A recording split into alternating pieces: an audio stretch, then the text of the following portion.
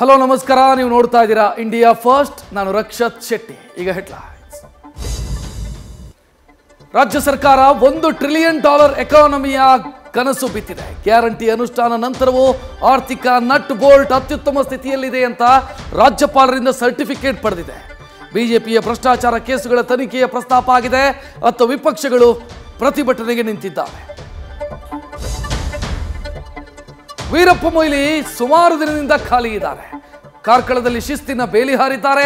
ಡಿಕೆಶಿಗೆ guarantee ಭರವಸೆ ನೀಡಿದ Moily CM ಕುರ್ಚಿ ಕಿಚ್ಚಿಗೆ ಕಡ್ಡಿಗೇರಿದ್ದಾರೆ. ಯಾರೋ ಹೇಳೋದ್ರಿಂದ ಯಾರೋ ಸಿಎಂ ಆಗಲ್ಲ ಅಂತ ಸಿದ್ದು ಬ್ಯಾಕ್ ಫೈರ್ ಮಾಡಿದ್ದಾರೆ.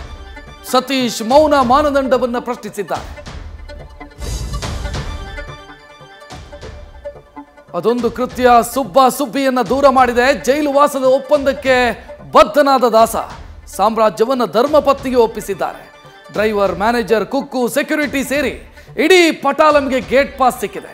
ಅತ್ತ ಸಂಗಾತಿ ಪವಿತ್ರ ಜೋಡಿ ಚಿತ್ರದ ಹಾಡಿಗೆ ಕೋರಸ್ ಆದಂತೆ ಕಾಣಿಸ್ತಾ ಇದೆ. ಬೆಳಗ್ಗೆ ಪಹರೆ ಆರಂಭಿಸೋ ಸೂರ್ಯ ಸ್ವಲ್ಪ ಹೊತ್ತು ಕಳೆದ ಬಳಿಕ ಶಿಕಾರಿಗೆ ನಿಲ್ತಾ ಇದ್ದಾನೆ. ರಾಜ್ಯದ ಜನರ ನೆತ್ತಿ ರಣ ಬಿಸಿಲು ಬೇಯುವಂತೆ ಮಾಡ್ತಾ ಇದೆ.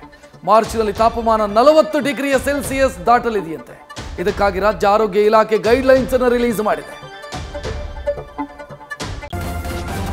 ನ್ಯೂಸ್ ಫಸ್ಟ್ ನಿರ್ಭೀತಿಯಿಂದ ನಿಮ್ಮ ಪರವಾಗಿ.